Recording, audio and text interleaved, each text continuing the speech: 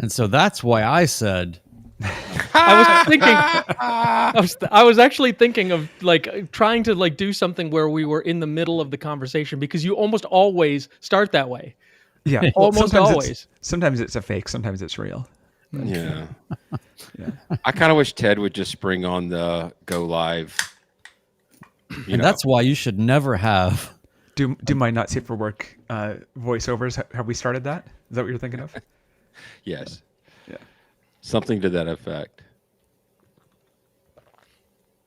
Very cool. The cool thing is So we're doing 154 first, not 155. Is that correct? Correct. Okay. Get the right doc opened. Well, we don't have anything but podcasts to make, so let's just get on it. Let's do it. All Yeah. right. Ringo. All right, here we go. Welcome to the Midlife Pilot Podcast. What is it like to become a pilot in midlife? The challenges are unique, but so are the rewards. Hosts Ben, Brian, and Ted talk learning to fly, growing as pilots, and the joy of flying to destinations. The purpose of the podcast is not to teach, but to share knowledge and experiences.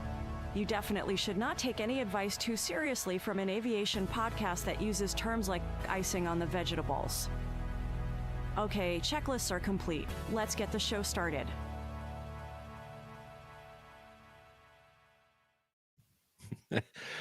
Hello and welcome to the Midlife Pilot Podcast, where we share the experiences and challenges of flying in midlife.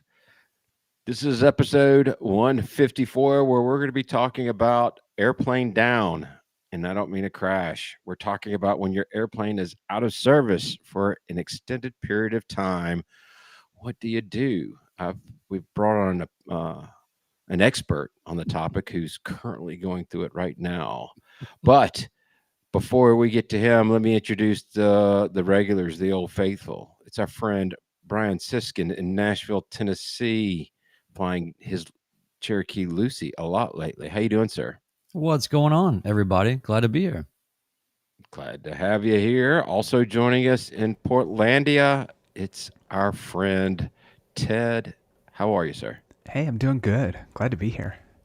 Glad to have you. And the fourth person, our Ringo to our Beatles outfit, as mentioned in our chat, it's our friend One Dog Geek, also known as Mark. Good evening, sir. He's in Charlotte, by the way.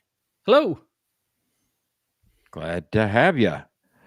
So we're going to kind of, go right into our events and announcements, and we'll talk about some flying here maybe in a little bit. But might have seen last week's podcast or listened to last week's podcast.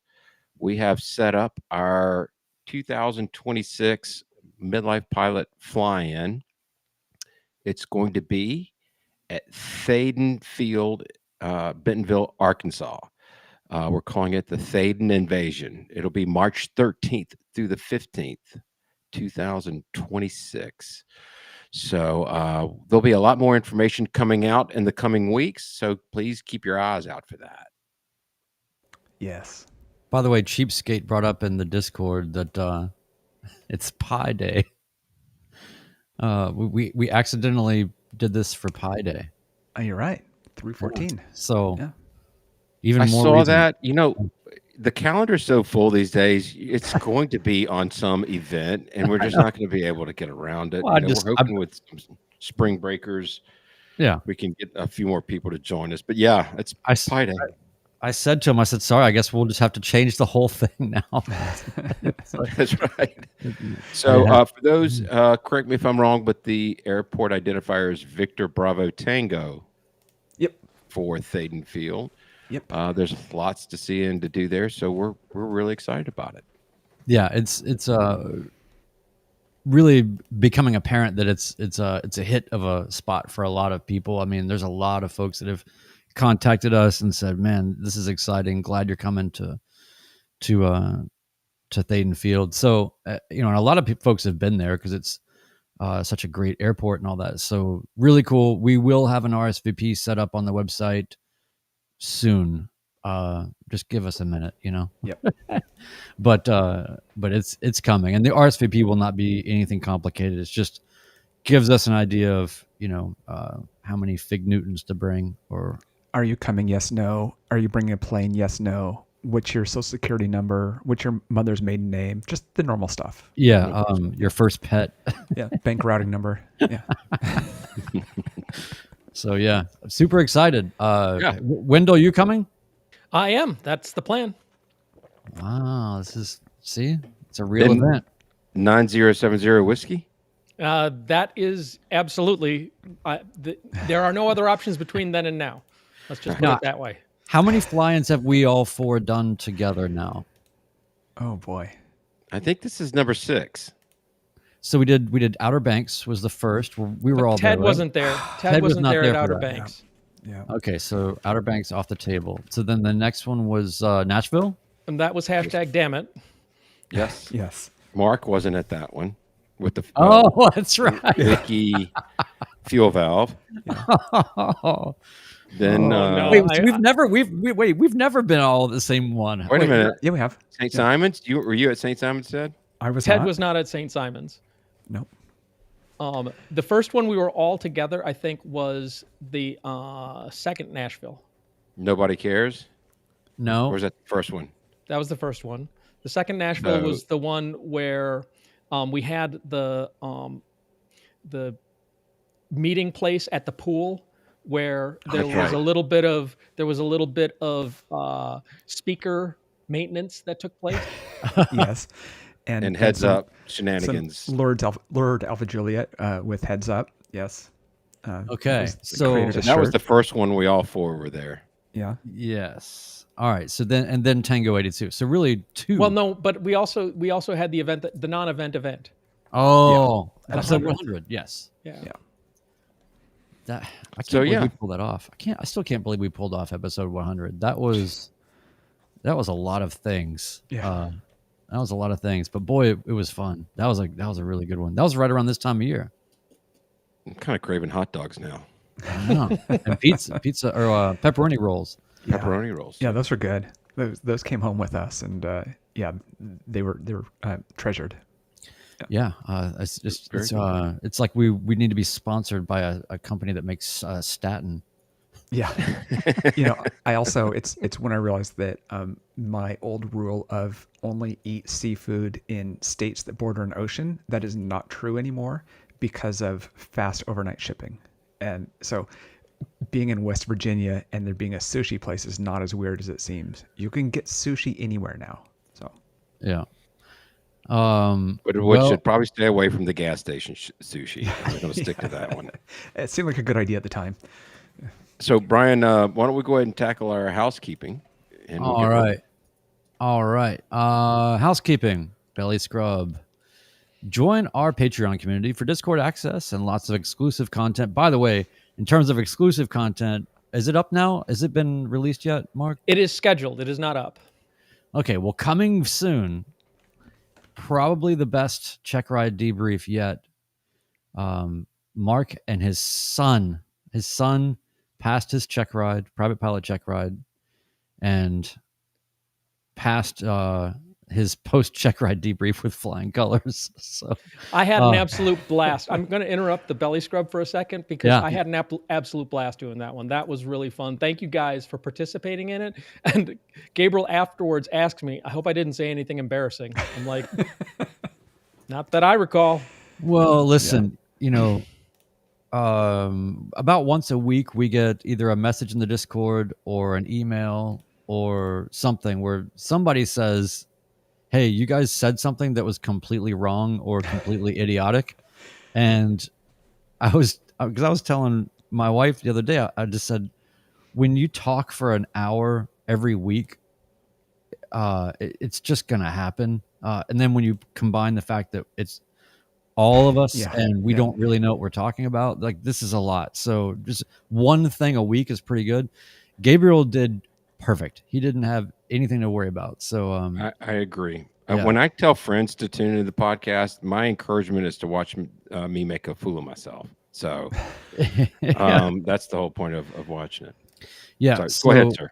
Yeah. So anyway, that if you are a member of our Patreon, you get to see soon the the world premiere of One Dull Geek and Sun Check Ride Debrief. What a cool thing.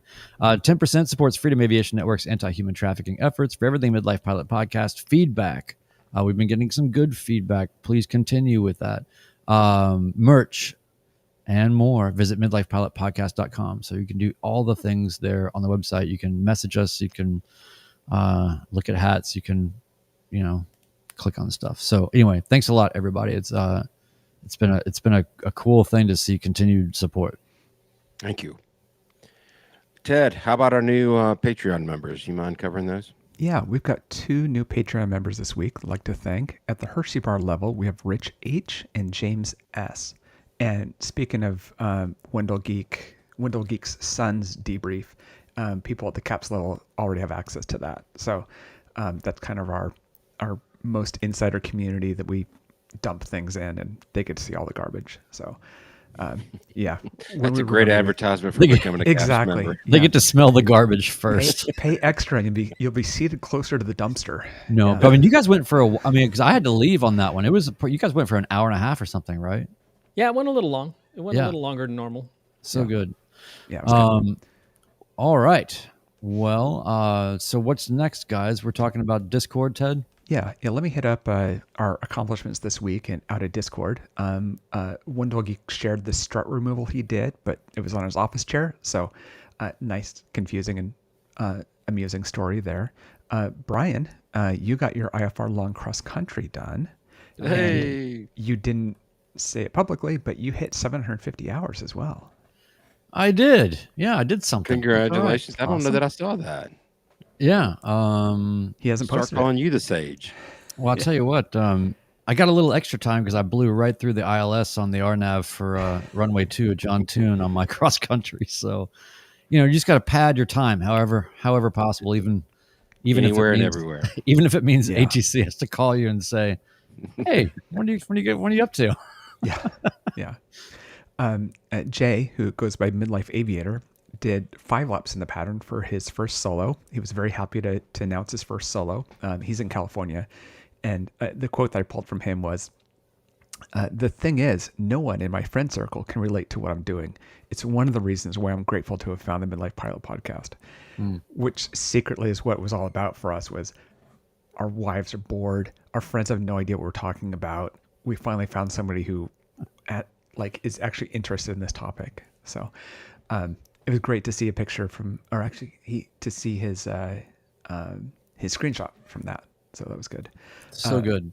Roberto shared a picture in his Vachon Ranger, and his accomplishment is he has more hours in his own plane than anything else now. Those are cool planes. Yeah. And cool accomplishment of this is now your plane. You've been in it more than anything else. And then Rick shared a picture flying with his daughter. It was the second time that she's been in a plane, and it was her first time that she was in IMC with him. So it's always great seeing people's kids in the plane, spouses, whatever. So we love that. Very cool. I want to make a quick shout out in the chat. Eric in the chat said, Thaden Field, Victor Bravo Tango is an hour east of me. Awesome place just outside the Ozark Mountains. If you're extra adventurous, throw a tent and a sleeping bag in your plane and camp on one of the miniest grass strips for free. Yes. Which is very appealing to a lot of us. So thanks for calling that out, Eric. I believe you can camp at Thaden itself. It's a beautiful place. I bet you can fish there too. I was going to bring the fly rod based on our friend Erica's suggestion. There's that one famous strip where there's an fly fish outfitter. You can just land right there at the river. So it's not Rogers. I can't remember. If property taxes keep going up at the rate that they are, how long do you think it would take at Thaden before they realized that you were doing survivalist living? Squatting. Yeah, squatting. Yeah. Just living. Do they stock that pond or?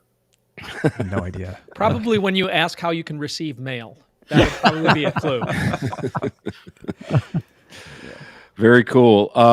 Let's talk about what we've been up to some of you have been doing a little bit of flying. I'm sorry, Wendell, that's not necessarily applicable to you, but it's why you're on tonight's episode. So I did a pretty fun trip. I'll go ahead and go first. Flew up to Cincinnati, to visit some family up there. And I will tell you, I was a little, I had my wife and my youngest son were in the plane with me. They went up with me. I was a little bit nervous coming back home. I watched the weather. It was one of those times where I was literally studying it every hour, even though it hadn't been updated. I'm just still looking at it, trying to figure out if I should make a go with it or not. Had I been by myself, I probably wouldn't have said, it wouldn't have been a second thought. But this is that storm that came in yesterday. Well, the cold front that came in yesterday. The high for the temperature in Cincinnati occurred at 10 o'clock in the morning. And it was scheduled to be overcast. But the layer was pretty thin when in the morning, and it was going to continue to build as the day went on. And, the tops were supposed to be at 4,000. And I'm thinking, I can get through the temperature, the freezing levels at 7,000. I think I can make this work. And I was really nervous about it. And you know what? It worked out exactly as they forecasted, and it went perfectly fine. There was a little bit of light rime on the leading edge, and it was off in about 5 minutes after breaking out, and it was not a problem at all. But what I thought was kind of funny is we went up to 6,000 is what we filed, IFR, and it was great for probably half the flight. But then the cloud top started rising, and we were cloud surfing, and we started building more ice. We were doing about 145 knots over the ground. So I climbed up to 8,000. We were doing 115 knots over the ground. So it's icing or speed. Obviously, we chose the lower speed. But anyway, you can look at my track. We go up to 8,000, and then we'd look out the window, and I think the cloud tops went down. Let's go try it again. And we'd go down to 6,000 with ATC's permission. And we'd be at the cloud tops again, starting to build ice. And I'm like, well, guess we got to go back up to 8. And so you could see me going back and forth. But it turned out to be a great flight. Not a problem, but it was one that definitely had my full and undivided attention. What were the freezing levels set for when you got back home? The freezing levels were, the cold front hadn't made it down that far. I think the freezing level at home was like 12,000 or 10,000. Oh, okay. Something. Did you land at that waterfront airport? No. I landed at Lunken. You mean in Cincinnati? Yeah. Lunken Field. There, okay, I think there's a river that goes by there, but I wouldn't call it a waterfront. Lima Uniform Kilo. So anyway, just because you have accumulated some hours doesn't mean you should just do the full send without really doing a deep dive on the weather. I guess is my it's an interesting thing too, to be looking at the weather again and again like that, because sometimes when things seem to be, when you're starting to sense that there's a little bit of a margin, a shrinking margin of error in your perception or analysis of the weather, you kind of keep going back to stare at it, just look at it different ways to figure out, what am I missing? What am I missing? That's exactly what it is that what is the gap in my reasoning here? And my out was, we'll turn right back around, stay at 2,500 feet, land at Lunken, and rent a car, drive home. Yeah. So I had my outs, but tell me about, Brian, you had a big flight. We just talked about it in achievements, but can you I did a couple things last week, which was nice while the weather was still friendly. But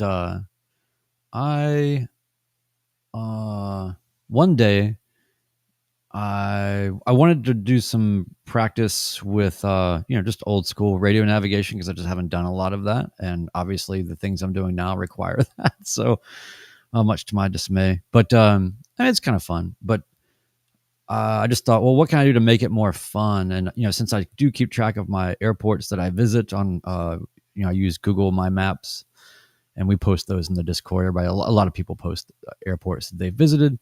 And I just found some strange little airports that weren't far from here that I just haven't been to yet for whatever reason. One of them, or a couple of them, are inside, or like pretty close to Fort Campbell, and so I've just neglected to ever go over to them because military or whatever. So anyway, I just went and did some airport hopping and just had a little adventure and practiced some navigational things and had a nice day doing that. And then the next day, long cross country, John Tune to Paducah to Cape Girardeau, and then got late lunch, early dinner there, and then flew back night Cape Girardeau to Nashville to jump back to John Tune.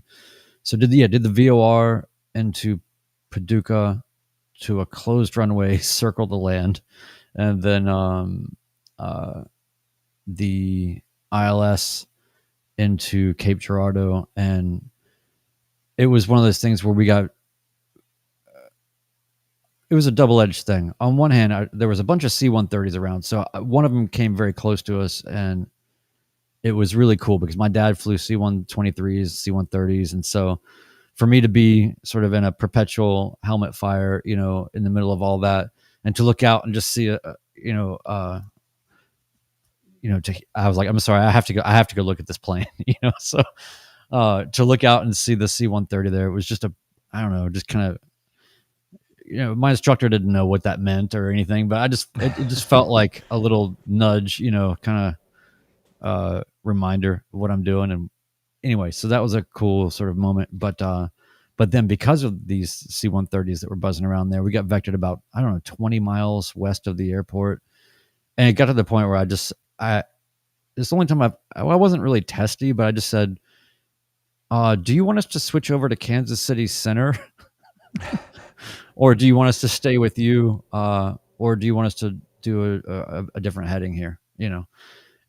I said, I've got you maybe 1x5. I can barely hear you. It was my way of saying, you've had us vectored outbound for so long that we are in another time zone, and so part of me, and I did mention this in the Discord, but there was a part of me that was just thinking, of course, if I'm in the clouds, I'm thinking, which I was not in this case, but I'm just saying if I were, I'd be thinking, wow, IFR is really great. You can fly in the clouds. This is really convenient. I was not in the clouds. So I was thinking, this is awful. Flying IFR is terrible. It's adding 40 miles of flying just to get into a place. What is going on here? So anyway, well, all that to be said, it was great. And then on our way back in, funny thing happened. There's the plane continuation bias. There's the you're used to doing what you've been doing kind of thing. And when we got back into the world of talking to B&A and John Tune in my neighborhood of flying, I got vectored to intercept the ILS, and I was on a whatever 040 heading at 3,000 or whatever it was. And I'm really grateful that the instructor didn't say anything, but he just watched me absolutely nail my heading and altitude for the last vector that I was given right through the ILS or right through the RNAV approach. So anyway, it was a good reminder of how I'm so used to being on flight following and getting vectored around in that way. And it was a little bit different to just to remember in my brain. I'm so new at this, oh, they're vectoring you to, they're waiting for you to say, I've turned and I'm on the thing. So anyway, well, I've got to say, Sierra Tango said those vectors are for controller amusement. So you got to remember that somebody else is having fun on this flight too. So yeah, right. They're going through a stressful time. They need their amusement. I fully support that. Yeah. Well, by the way, so it was a real confidence builder to have the last approach of the long cross country be one where the controller says, "Do you have the airport in sight?" So yeah, he's like, "Yeah, just go visual." Like you can still go to the concert, kid, but you're not really tall enough to ride this ride, kind of thing. Was that going to John Tune? Yeah. Okay, So, yeah. but it was fine. I mean, I did the whole. It was fine. It was all fine. But it's different how you take. Like in private, I would just completely beat myself up about those things. In this scenario, I mean, I was tired. It was. I don't know. I've not done a lot of these things in that environment. I've done RNAVs in uncontrolled airports many times now, but not I haven't done any approaches in my neck of the woods. So that was just an interesting thing to go, oh yeah, I have all these habits built in that I need to pay attention to undo. So anyway, it was a great experience. Good flying, good stuff. And I really enjoyed the circle to land that we did in Paducah because I just like the idea of it being legit that you can fly around that low. Because none of my safety sensibility or common sensibility would say this is what I should be doing right now. But in that scenario, you get to just fly like a total doofus because you're on an instrument flight plan. So great. Let's do that. It was great. Awesome. We got a comment from our friend Dev. He said, do the PAR at Campbell. It's fun and they appreciate the practice. So that's a precision Approach radar? Precision approach radar, I guess. Yeah. So they're basically saying turn 3 degrees left, turn 2 degrees right. And descend at, they're walking you down basically. All you need for equipment is to exist. To be have a a big radio. enough radar signature. Yeah. Radio. You need a radio. Yeah, exactly. I'd like to do that for every approach, honestly. Yeah. Well, they don't want to talk as much, so they're not going to route you out, 40 miles Exactly. before they start turning you back into the airport. So I very much want to try one of those approaches. That is very much on the one that I would very much, that it just seems cool. It seems sure. really cool. On the other hand, it's also, the controller is going to know exactly how bad you are. Like, yeah, they're going to make me just, what? Just go missed. You're screwing this up so bad. Just go to another airport. Make every turn at least 15 degrees. So when they tell you, they're trying to get you on the path and you just like shoot through it every time, they'll hate you. Yeah. Yeah. Maybe wait to do that till they're getting paid, but yeah. Maybe so. Yeah. So Ted, what have you been up to in the flying department? Well, two things. One is Brian had mentioned privately that he had this amazing tailwind, and it's just so great to see a really fast ground speed. And it reminded me that last week I was going to mention that I had an incredible headwind, and I was going about 120 miles, and it was an hour and a half in before I crossed 70 knots of ground speed. It slowly crept up, but I was mostly sitting between 50 and 60. And it's like, when that happens, you're going to be there a while. And I was at 2,500 feet because the higher I went, the worse it was going to be. So I'm going to stay as low as I'm comfortable. And it's just one of those, okay, here we are. We're going to be here for a while. Just hunker in, You're just like, I enjoy flying. And I'm literally flying. along the interstate. So yeah, you can do the math on that one. I guess I feel like a cub flying cross country. Yeah. But hang on. I was flying very, very slow, but I was burning 15 gallons an hour. You were flying very, very slow, and you were burning 3 gallons per hour. Well, my gallons per hour is reasonable, but the miles per gallon gets a lot worse because of that. Yeah. But yeah. Yeah, you still got a long ways to go to catch me. I know. And then this week, I wanted to do a little bit of a special flight, and so my partner hopped in the plane with me, and this is the second time this year she's been in the plane, and we flew down to this little 1,500 foot strip that I like at the coast, and well, it's 1,800 feet, but displaced threshold that direction. If you go off the edge of it, it's 1,800. Yeah, but flew down there and walked to coffee. We celebrated that she's out of a walking boot cast. Nice. She's All been in for right. way too long. So, still, I cut across the runway, even though you're not supposed to, because it's like I'm going to make this walk as short as possible for her. But yeah, it's great. Go down, get coffee, come back, be home by noon, and where it's like it's a long weekend normally if you drove down there. So, Nice. that was a fun little trip. Very cool. Well, tonight's topic is I was going to offer up to our friend One Dog Geek about his flying experiences, and then I remembered, oh, wait a minute, he's the subject of our podcast tonight. He's the main topic. His Well, recent flying experiences are the reason for our topic. It's That's like right. we just had a whole conversation about our individual experiences of personal freedom, and then we're like, but our friend in jail, who's actually going to be out of jail pretty soon, it sounds like. But no, I think all of us at some point in time have had our time periods of not flying, and we really, and it doesn't matter whether you own a plane or you rent a plane, there's always going to be that period where it's just not going to be available. You could be a VFR pilot and have crappy weather for 6 weeks if you live in Portland in the winter. No offense, Ted. Yeah. But we wanted to talk about, what do you do during that down period? What do you plan on doing when you get back in the airplane for the first time? Requiring that, getting that currency and that proficiency. Plan ahead, see what you can do to mitigate those big droughts. So, Mark, can you give us a background of what's been happening with your beloved airplane? So it's been 65 days and counting since we put the airplane into annual. And part of the issue was we knew last year when we got the airplane out of annual that this was coming, because the IA said to us, your struts are in desperate need of being rechromed. And there's like one shop in the country that's willing to do that for airplanes. And they're going to be down for a really long time.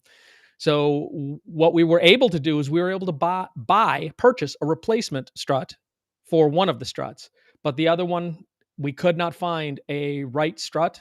And the only option was to get in line at that one company that does the rechroming and send it off and wait. Then we got the strut back, I think, a week ago today.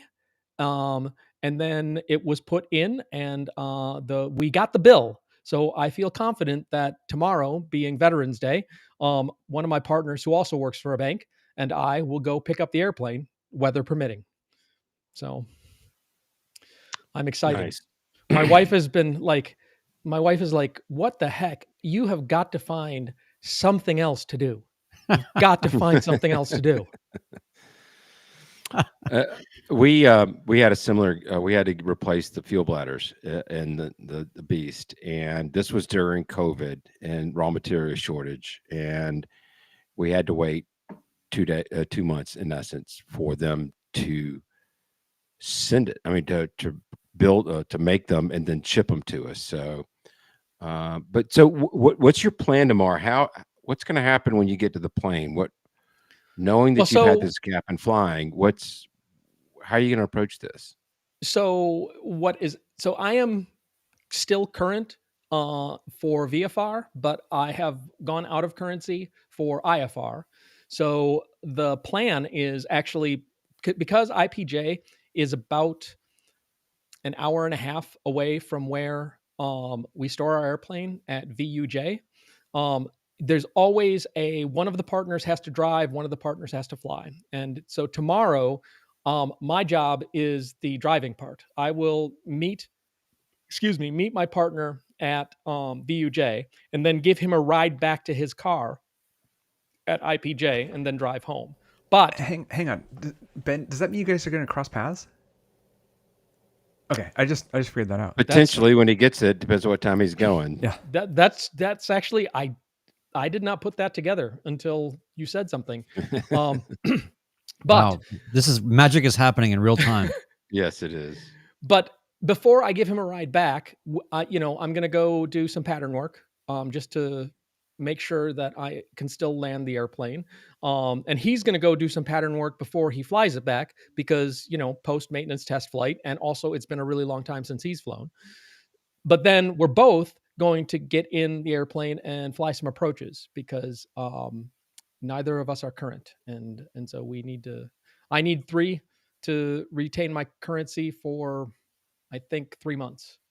So we will go fly some approaches and then I will give him a ride back. One more advantage of having a partner is you've got a built-in safety pilot. That's true. That's true.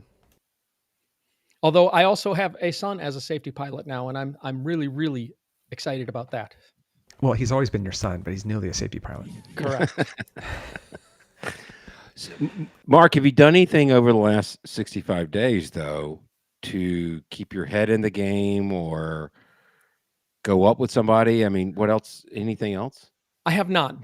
There are two things that I've been doing that I did with respect to trying to that are aviation related, and they're not really with respect to trying to maintain currency and proficiency. It's all about. The first thing I did was I went to a build seminar held at Sandusky, Michigan, by the Midwest Sky Sports folks, and spent a weekend there listening to them talk about the process of building a Sling TSI or a Sling High Wing, and that was an incredibly productive weekend, and also got in the airplane and flew a Sling TSI for the very first time. That was just an absolute blast, and gave my wife a ride, which was really fun. So I did that, and then this past weekend I took the light sport repairman inspection class up at Hickory, and so I am now, if I ever buy a ELSA or an EAB that I didn't build, I will be allowed to inspect it. Yeah, so that's a 16-hour course that is going to change to be based on learning the information instead of waiting through 16 hours. But either way, figure that 16 hours and you can inspect an experimental, which is pretty cool. Yeah. So you didn't really do a lot. Yeah. Cool. So No, I didn't. Honestly, I didn't. no, that's really Sounds awesome. like a lot to me. Well, and I have further questions, but I'm sure you've been following Josh's TSI build. Very much so. And is without giving anything up? I mean, is that the direction you feel like you're going? It is a finalist. There are essentially two finalists at the moment, and both of them are trade-offs. I get one thing, but have to give up a different thing. And if you ask me in 15 minutes, I will tell you a different answer of where I'm leaning from right now. And it is driving my wife nuts. Yeah. Just for the side note here, Josh's TSI is Josh of Aviation 101, and they've been going out to California and building his Sling TSI. So I'll put a link to that in the show notes. Yes, and those are very long videos, and I've watched every second. I have not missed a second. They're great.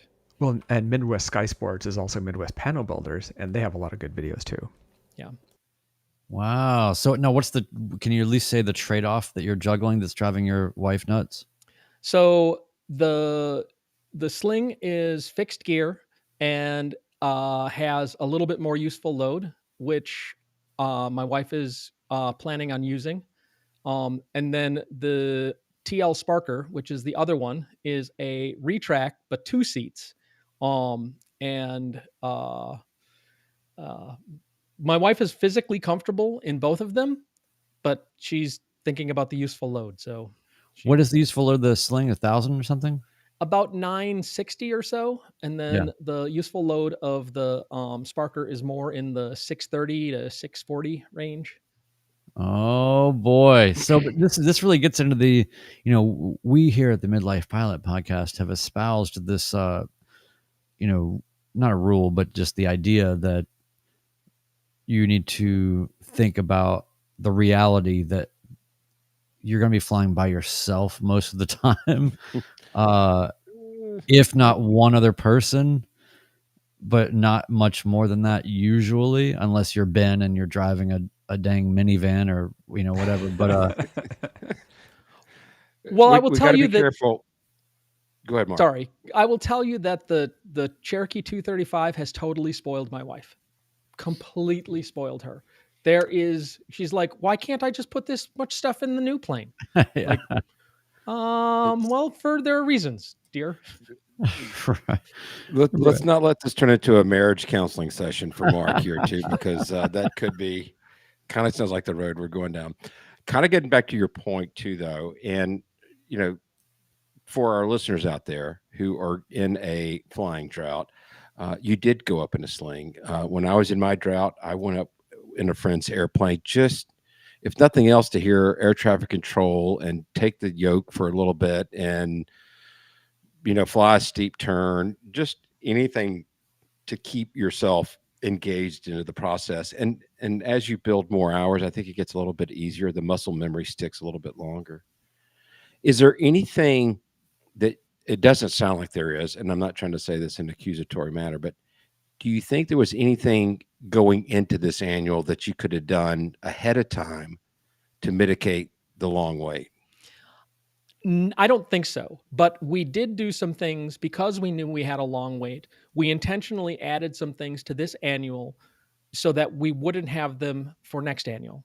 For example, the windshields on the two front windshields on the airplane, they've had some cracks and there's some scratches. There's one crack that I just noticed, and it looks like it was starting to expand. So we're like, since it's going to be sitting, let's buy some replacement windshields and put those in. There were a number of other sort of things along. We had our spinner repaired. And that's take the spinner off, send it to somebody who does spinner repair and get it back, right? There's other long things that we did. We knew we had time to do so that we could avoid doing them, having to do them, and wait again next annual. Have you been collecting a list of things? Yeah, we have a squawk list. Yeah. We have a squawk list. So at least in this case where it's like, it wasn't like the plane is down and by surprise, you were able to plan on this and know you needed to get parts, you needed to do, get everything prepared for that. Oh, I had them put in a Vernier mixture throttle, mixture knob, so I can have more control of my mixture level because, you know, I'm a rich of peak guy, and so I got to make sure it runs rich of peak, fully rich of peak. Lord Alpha Juliet is going to be very thankful that you put that in. Yes.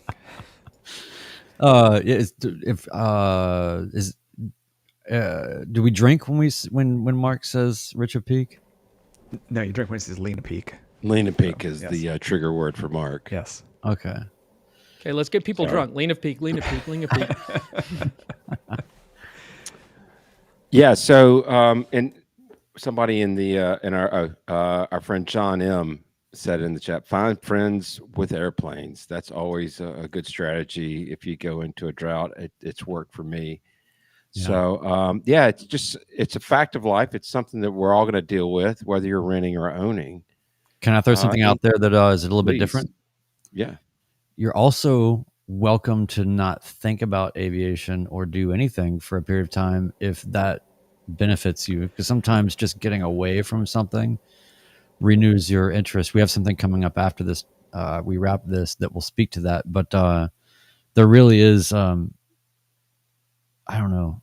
Sometimes there's an irrational compulsion. On one hand, it's good to have currency, stay close to it, not let things slip, all of that. But it's also sometimes just as healthy to just get away from it. So nothing wrong with that either. But I like your strategy, Mark, of we're kind of doing the same thing where there's certain things that are not necessarily have to do's, but kind of need to do sooner than later things. And like for us, one of the things is we've purchased what we need to do the fuel tank refresh kits. There's no leaks or anything. I just know that what's in there is needing probably to be replaced, and I just would feel better if that has been replaced. And so, believe it or not, when I bought into this airplane during the pre-buy inspection, that was one of the things I demanded. I said, "You guys got to replace." You got to do the fuel tank kit. It's a 1965 airplane. It's 2023. They haven't been done. It needs to be done. I remember that. Yeah. Yeah. I mean, so on one hand, no leak is good, but when leak starts, how bad is that going to be when it starts? So yeah, but the joy and pleasure of that for us is going to be that pretty much all the screws are going to have to be kind of drilled out, with the special tool, right? And it's just going to be an absolute miserable nightmare to do it. So that one's, a good one to have when you have something bigger and more pressing going on that forces some time. You kind of have some things like, because for us, we did the last time around when we had some downtime, we did, there was some fiberglass repair. There was some, other things going on that you don't really want to do. So there's always, the good news is there's always something, right? Yeah. So I have a question for Ted with respect to this, because of the four of us, Ted's airplane is the only one that's younger than him, I think. It is definitely younger than me. It is almost younger than my pets. Yes. So I sort of assume that, Ben, Brian, and I just sort of expect these long downtimes because we have old airplanes. Do you have that experience with the newer airplane? How does that work for you? So one of the things I was going to mention was, I think it was last December. I'm probably completely wrong, but I had a clamp for my flat motor that was broken, and I had to wait for replacements to come in a couple of times actually. So there's about a 6-week period that I had like one flight during that time, and plane is actually hard down, can't do anything about it, and it wasn't as bad because it's in winter, but it was also a good excuse for relationship maintenance. I am not out flying every moment. I'm not looking, and as soon as you see blue sky, I'm out the door. So that was true. It's bank account maintenance too. Oh yeah, for sure. But it was a lot easier to take because it was winter, and so the amount of flying I would be able to get in was pretty low. But yes, generally, I'm surprised when there is actual maintenance that needs to be done, because it is very reliable and it's young, so you don't have as many issues. On the other hand, being a unique plane, it also can take a lot of time to get parts. So in fact, the bracket for the wheel pant that I broke in Texas, which was April, just received that this week. Wow. So now I'd gotten one before, but it was completely wrong and they didn't know it. And, so there's reasons for it, but that good thing I didn't need that, right? Like this is a long time to wait for a part. Were you able to bill the suicidal sparrow for that? Yeah, exactly. No, so I have a new wheel pant and I have the new bracket. The new bracket will go on the plane just because I feel better about using it, so that the nuts aren't pushing against fiberglass. But the new wheel pant just hangs on the hanger wall. I'm never going to mount it. I don't need to. So, but yes, I don't have the Sparrow. It's unfortunate. I'd love to mount it on the hanger wall as well. So, no, but I mean that is an advantage of having a newer plane. Is there should be a lot less going wrong. This is true with cars too, right? When you have a new car, you're surprised if anything goes wrong in the first 100,000 miles. That's barely getting a car broken in now. And the same's pretty much true with planes. Different numbers and everything else, of course. But I've owned very old vehicles. I know what that's about. I've replaced head gaskets after work. I've replaced engines after work. So in the automotive world, I know what that's about. But it's nice not to have that type of thing. On the other hand, I have been building up a squawk list. So just like anybody else does, I've got the things I need to deal with. I mean, for instance, I need to replace brake lines after the Sparrow incident, but it's not critical. I don't have to do it before the annual. So are they hard lines? They're hard lines. Yeah, they've just been. Well, no. They're braided stainless lines. So they're not. They're flexible lines. But it's a lot of trouble about them and stuff. And one of my Dynon displays has gone bad, or is giving an error sign, has to go back to the manufacturer. So wait till winter and do that. So yeah. So it still happens. One of my Dynon displays. That's enjoyable. Really sounds like first world problems to me. It's to your point, Ted. Yeah, the wiring in a 1968 Cessna 182 is going to get old and it's going to need to be replaced. That's not going to happen in a 2000 something year shiny 15, 16, something like that. Yeah. Yeah. Yeah. So, that's again, buyer beware, I guess. You know what you're getting yourself into. Yeah. Brian, what do we say we hit some feedback? Fantastic. And by the way, side note, not related. I am pretty excited. It's been several months, but the MR2, the Toyota MR2 is. I'm waiting right now for the head to come back from the machine shop, and it should be. I think it's going to be ready by the end of this coming week. Wow. Congratulations. Yeah. Yeah. Congrats. That's big. Yeah. I feel like a part of Brian is coming back when you say that. I feel No, like well, that's a piece of you went away with the MR2 Yeah. and now it's coming back. Well, yeah, it's been a saga. So, yeah, listener feedback. If you guys want to send in your own, go to midlifepilotpodcast.com, or you can email us at midlifepilotpodcast@gmail.com, or you can, here's Mark's home address. It is 27, listener feedback. This one is from our friend Keith C., our dear friend Keith. Keith was the person that I gave a ride to when we flew into the flight when we went to Tango 82 earlier this year, for the last Midlife Pilot podcast fly-in at Tango 82.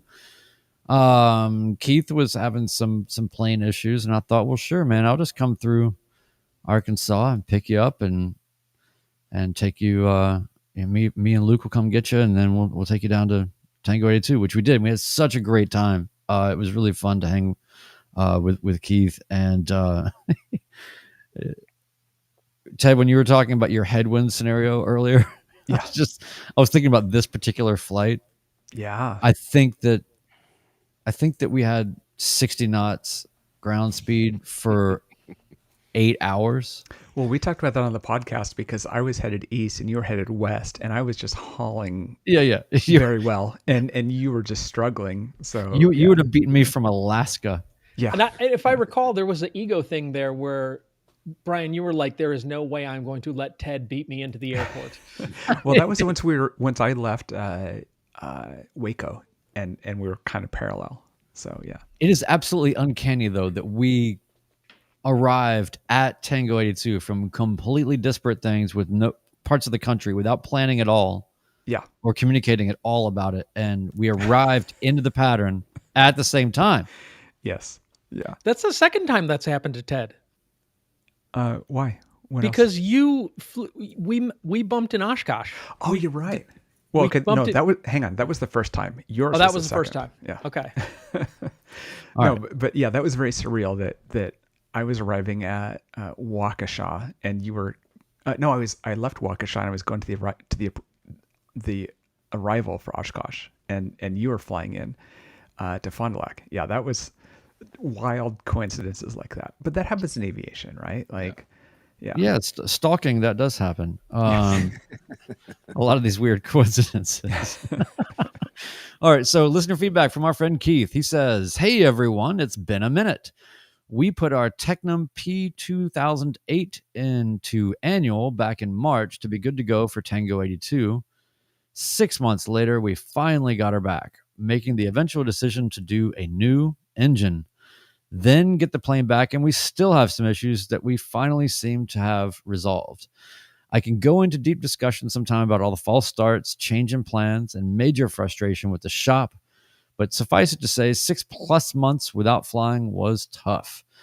Honestly, got so down about aviation, I started avoiding aviation altogether, including the Discord and the podcast. Well, I've flown the last few days, and it's been invigorating. Didn't realize how important flying in this community is to me. I'm excited to get back involved with you all and appreciate Brian, Ted, and Ben more than you all know. Can't wait to get plugged back in, and serves me right for not checking Discord for a couple months. KVBT for next year's fly-in, literally one of my favorite airports and my go-to for flying lunches when we have folks in town." So yeah, Keith, that I'm just super happy for you. You, I totally understand you couldn't listen to the podcast anymore. And to be clear, that's okay, right? Like That's right. We're not taking attendance. You don't have to attend the live stream. You don't have to listen to the podcast. You have a life. This is just one part of your life. That's okay. Yeah, Like that's right. And this it is kinda just a relates to what- podcast. Yeah. It kind of relates to what Brian was saying earlier, taking a step away from it. Yeah. There were points in time when we were down for 2 months with the bladders that I didn't want to listen to your podcast because it just reminded me what I was missing out on. Well, there was probably other reasons too. No, I'm just Oh, teasing. this podcast you didn't want to listen This to. podcast here, yes. Well, you also have this beef with OG Chris, so we all know that. I wish I could come up with a beef for the OG Chris, but I love him too much.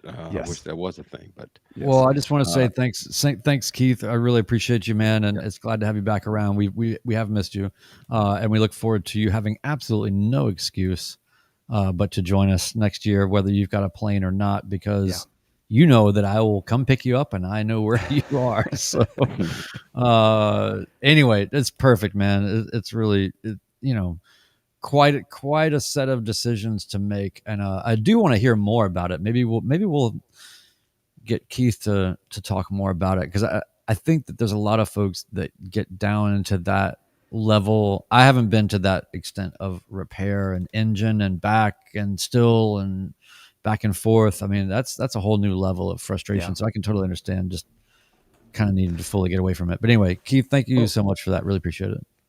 And to be clear, this isn't necessarily for people that own a plane. I think many of us had the experience when you're renting where, oh yeah, we're going to put the plane into annual, so you're going to have to bump your check ride, or somebody just dinged the prop, so good luck. And if you're, in my case, for instance, being a sport pilot, there's only one plane at the school I could fly. But even if you have access to a fleet, you have the one you like, or you expected to take the 152 to your check ride and they only had one, and so you're out of luck or whatever. We've had those experiences, and so I think this is something that everybody can relate to, owning a plane or not, because we do go through those times in life where you're not flying and you want to still enjoy life. And what do you do about flying? And so, whatever the scenario is that you can't fly, it happens. And so how do you get through it? And walking away from aviation for a little while, that's completely okay. Jumping into simulators, that's another option. So there are ways to handle this from that kind of personal point of view, not just managing an airplane. Yep. Good call. We did get a review that I'd like to read. This comes to us from Run to Fly 14. He or she writes, "Such a relatable podcast" is the title. They say, "I love this podcast. I am making my way through my PPL at what feels like a snail's pace. It feels so isolating sometimes because I have nothing to compare my experience to. Listening to you guys has been so helpful in validating that what I'm experiencing is normal and that I'm not alone. As I prep for my PPL check ride next month, my brain is feeling like mush, but listening to episode 153 has given me the motivation to keep going and not be so hard on myself. Thank you for reminding me that I'm not alone on this journey. Also, I'd love a sticker if you still have any. And I will tell you, Run to Fly 14, if you send us an email at midlifepilotpodcast@gmail.com, send me your address. I would be happy to send you some stickers. And I feel like, that is really true. The DNA of this podcast and this community is we're here to share the experiences, because not a lot of us have a room full of aviation friends, in our close circles. So that's why we're here. And we're losing friends by the minute, the more that we get into aviation, because we only want to talk about it. That's right. You can't really blame other people if they're not into it, then they're jealous, and it just starts this vicious cycle, and nobody wants that. So, hey, you want to go flying? Click. Yeah. Right. No, that What do you think about that front that's coming through? Yeah. Do you think we should be able to go up there? Yeah. Yeah, that's a really great review. I mean, it makes me really happy, just because it is the DNA of the podcast, and it is what this is absolutely all about. And so we might have talked about things today in this episode that maybe you can't directly relate to because you haven't because you're too smart to own an airplane. And you notice how quick Ted, I love how you're just always so quick to jump in and just and remind people that everything we try to do everything to where it's applicable no matter how, through any prism or how you look at it. So this review just makes me feel really good because I definitely did not have any community whatsoever when I was doing my private pilot, and it's hard enough to just do the work. So to do it in solitude is even harder. So that's why we have the community. That's why we have the podcast, and that's why we have so much fun. And sometimes Mark even has a plane to take to the fly-ins. And so, well, and the things that you don't get from a CFI, do most people struggle at this? Am I the only one that can't figure out how to land? Is this a normal problem? All those types of things. Yeah. This is common, and that's why we do the check ride debriefs too. Is these experiences are common to all of us. Yeah. Awesome. Well, good show tonight. Very good. In the chat, we one of our Patreon members, Chuck, looks like he's got his check ride scheduled. So Chuck, we're all pulling for you. Keep us posted on it. Yeah. For those out there in the listening world, if you could leave us a 5-star review, it'd be very nice if it was a 5-star like the one we just got tonight. And don't forget to hit subscribe or follow on your podcast app. Again, Brian mentioned this before, but you can leave your feedback at midlifepilotpodcast.com. And, for those of you in the live audience, we're doing a doubleheader. So hang with us. We might take a quick break, but we'll be back for another one. Gentlemen, anything else for the good of the order?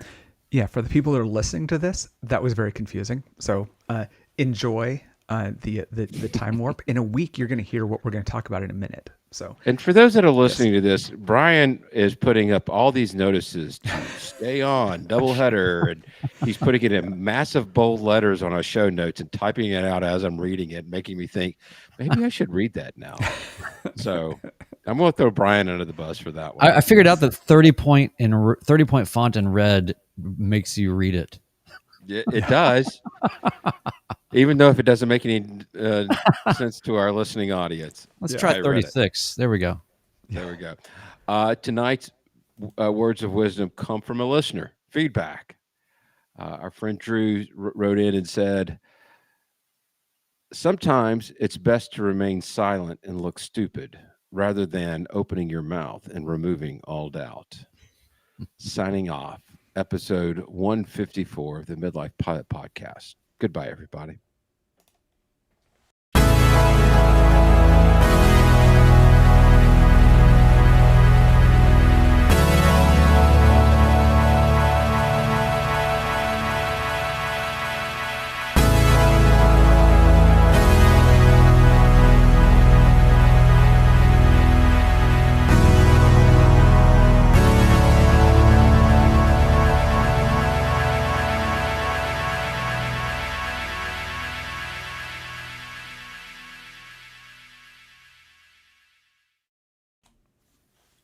Excellent. Thanks everyone for joining us in the chat. Yes. We know OB was recording too, and we'll take 5 and come back. Hey, by the way, my private chat is not working. Just letting you guys know that. Really? I can see yours pop up, but it's locked for me to say anything back.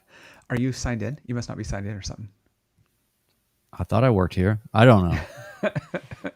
Anyway, I can't. I'm just letting you guys know. That's why I'm in the I'm going to start chatting Brian up, and he can't Yeah. respond. I can't. I'm going to have exactly. fun with it. Yeah. Yeah. All right, I'll see you in a minute. Cool. Yeah. Thanks, Mark. Yeah. It was Go Packers. I have an appointment with my favorite football team to go to. So Yes. Yeah. I won't tell my partner. Yeah. is she an Eagles fan? No, Vikings.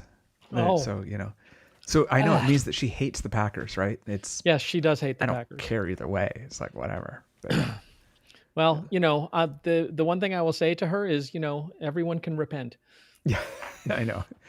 Some people are stuck with it just based on where they were born. So, Yeah. All right. See ya. All right. See you later. Yeah. I'll stay on here while everyone else is gone. And I can hang out for a little bit. Okay. Yeah. Yeah. Sierra Tango. Brian's been shadow banned. That's hilarious. Yeah. I said your quote earlier. I didn't say anything else about who you are or anything else. I figured there's no reason to. But yeah. Go Birds. Who are Birds? Go Birds. Oh, Eagles. Okay. Oh. Yeah. Okay. No. Boo. Whatever. For those who are actually interested, it is currently tied in the second quarter, which I did not expect. I expected the Packers to be down by a lot. So, yeah. Well, I mean, it's like between football and OB, we actually have people like that listen paying to the attention. stream. Yeah. So what does that say? Yeah. So. Well, I wondered if is PT still here? I wondered if PT's PT delay rolled was in as soon as it was over. Yeah, that's what I figured. Yeah. And probably AJ as well. Yeah, I think he came a little bit earlier, but yeah. It was just funny because I got the final show notes from him for OB, and it was like, and then he shows up here. And I was like, oh yeah, I get that. I know why this happened. Yeah. So, Ugly Cub, I missed this comment from you. 24 hours. 8 hours. Okay, well, 8 hours. Yeah, that's about right. I mean, mine is roughly that. If somebody was very, very proficient, they can do my annual in 8 hours. The reality is it takes about 20 hours to do. But yeah, I just flew into that birthplace airport a little bit ago, and took a picture of it. So. Okay. Hey, Ted, Mark. Adult supervision has come back. I can go now. Yeah, exactly. Yeah. Wait a minute. What time are you going to IPAJ tomorrow? I'm not sure. I really don't know. Probably. I'm expecting to meet him at about noon at VUJ, and so I would guess that it will be late afternoon. It might be a good time to try and grab dinner if you're done. So I'm pulling up my calendar. Give me one quick second. I'll take a break. We'll be right back. So tomorrow, wait a minute. So I don't have any. I'm just going to leave here probably around 12:30, hour and 15-minute flight, and I'm going to check in with them to see if they wanted to do any ground. They don't have me on the calendar for any flights tomorrow. Okay. We may do some ground, for an hour or two, like 2:00. My point being is I'll probably be done no later than 4. Okay. So if something's not right with it, well, you've got a car there, but if I can help in any of the fairing or anything like that, I'm happy to do that too. Okay. That's an interesting thought. That is an interesting thought. Let me check with Michael. You've met Michael, right? I have. Yeah, he's the guy who's gonna help with that. Let me. So I was going to suggest, if you want, if the plane's not going to be done till later in the day. No, the plane is done already. It's done. Yeah, the plane is done. They sent the bill, so it better be done. But did you pay the bill? Just because they generated the bill, they may need to button it up or something. I would just call to make sure. Yeah, Michael is taking care of that. So I'm going to suggest if I can help with fairing, if the situation were to arrive and you could do it late in the afternoon, I could probably help with that. That's my whole point. Let me check with Michael and see what he thinks. But yeah, we'll keep that as an option. Thank you for that. And if dinner works out, dinner works out. Hey Ben, yes, I had the website pulled up and I just had to show you what that looked like. for Wow. a thing. And, you know, so speaking of being able to fish right there is, it's just beautiful. So, I will have my fly rod. yeah. Yeah. All right. I am actually leaving this time. All right. Bye, guys. Thanks for joining us, Mark. Thanks, Mark. See you, That was Mark. fun. Thank you. Bye. All right. Well, let's do this. Yeah. Oh, you got it. Okay, cool. I'm not ready. I'm ready. Okay. I think Brian's ready to go. I'm just looking at the 46 red font right now. Wrong document. Yeah. Yeah, there we are. Oh, there it is. Okay. I didn't see that. Yeah. All right. Let's go, perhaps.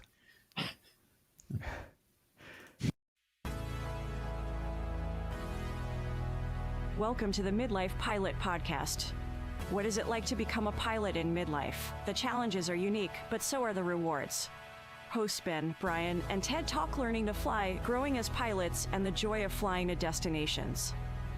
The purpose of the podcast is not to teach, but to share knowledge and experiences. You definitely should not take any advice too seriously from an aviation podcast that uses terms like icing on the vegetables. Okay, checklists are complete. Let's get the show started.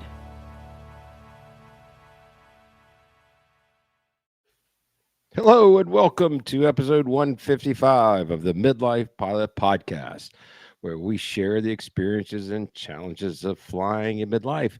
Tonight, we're going to break down some listener feedback, a pattern predicament from the Midlife Pilot Discord community. It was a close call that started a really great conversation, and we kind of wanted to put it out to our general audience. And with me, as always, a private pilot in Nashville, Tennessee, flying a Cherokee 180. It's our friend Brian, who is IFR training away. Hello, sir. Hello. And by the way, we have different intros for the live than what the actual recorded podcast has. And one of the live shows talks about the term icing on the vegetables. Do we have any background on that we can share with people? I know the audio podcast is not hearing that, but I'm just telling you it happened. So what is that term about? I would like to describe that whole term, and we'll do so with the person who created the term. Joining us from Portlandia is our friend. I haven't called him this in a long time, but it really does fit him very well. It's Timestamp Tedder. Hello, sir. Hey, I'm glad to be here. Yeah, that was an early podcast episode. It early was for us. Yeah. We had for you and I, we had a celebrity on, a YouTube celebrity by the name of Brian with a Y, just plain silly. And I don't know how it came out, but Ted was confusing his euphemisms, maybe. Yes. Yes. Eat your vegetables and icing on the cake turned into icing on the vegetables. Yes. And somehow or another it stuck. Exactly. Oh, that's so good. It is one of Words my hard. favorites. Yeah. Yeah. But, we've all been there, Ted. Well, Yes. maybe not Brian, but I have certainly been there. Some of us more often than others. I think I might have you beat. I lived there. Yes. Want to remind everybody, March 13th through the 15th in 2026 will be our next great Midlife Pilot spring event. We're calling it the Thaden Invasion. Victor Bravo Tango is the airport identifier in Bentonville, Arkansas. It's going to be a great time. We were just looking at some pictures on the website. Really cool venue. Bentonville's a really cool town. Bring your spouses, bring your dogs. There can be camping. There's museums. There's art. There's everything that anybody could possibly want. And we'll probably record a podcast there too. Yeah. Yeah. Yeah, we'll record live. And then, Ted, are you going to bring a mountain bike? I gave up mountain biking. But yeah, it's known as a place for that. So I don't know, might be worth renting one. Can you imagine having fly rods? Can you imagine having a hobby that you're into that much that doesn't require an annual inspection of whatever you're using to do it? Yeah. I've kind of forgotten already about this is, for most of us, this is a new thing in our lives to even be dealing with airplanes and airplane maintenance, whether you rent or own. And your tennis racket didn't need to get 100-hour because it was a rental. It does bring me memories of going to a nice place in the West that has a lot of mountain biking, and somebody had very high-end mountain bikes and wanted me to ride one of them. And so when I flew commercial there, I brought my shoes and pedals, because if you're into cycling, you have your pedal style that clips into your shoes. And so it's just weird.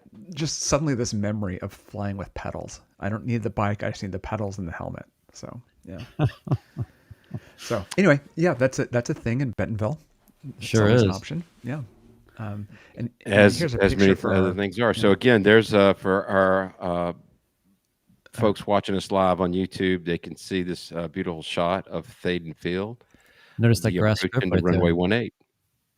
Notice the grass there. Yeah. Yeah. And the Grass the field. Maybe circular we'll have a parking little area. stole bit. Maybe. Yeah. Who knows? Yeah. See what happens.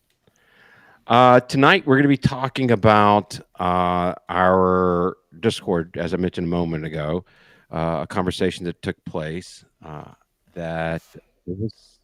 I've gone back and I've read through the chat again, and I think our listener did a really good job.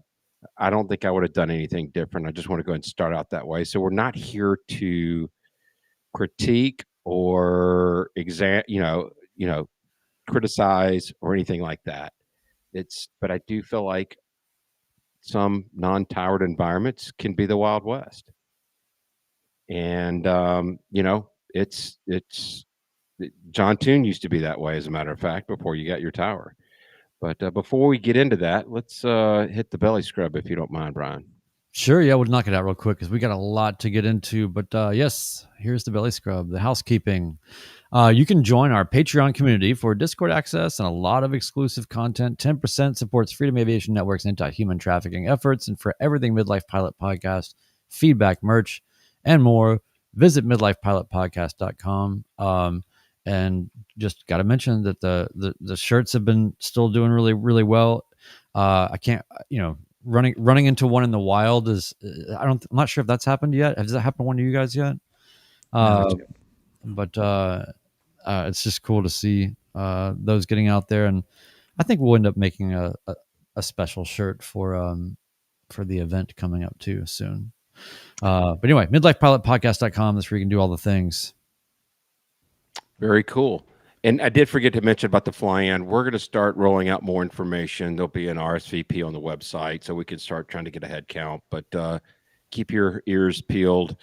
There'll be a lot more to come on that. So, Ted, what about our Patreon? Yeah. So with these pre-recorded episodes, we don't necessarily have new Patreon people, but I wanted to go back and thank our 5 longest subscribing Patreon members. Yeah. So Nice. our oldest subscriber is Wendell Geek at the Hershey Bar level. Wow. Next is our friend Biff B at Caps Available. Next is Chris C at Hershey Bar. And then we've got Josh M at Caps Available, our great friend Josh, and Aero Grizzly at Hershey Bar. So those are our 5 longest subscribing members. So I want to thank them for joining us. Absolutely. Very cool. So yeah, I just wanted Probably to should that do before we got something to nice topic. for them. Yeah. What, you want to do their laundry? Maybe when we go to... I was going to go cut their grass or wash the cars, something works. like that. Yeah. We could wear, Speedos in the winter with Josh and, Or as maybe thanks, shovel his driveway.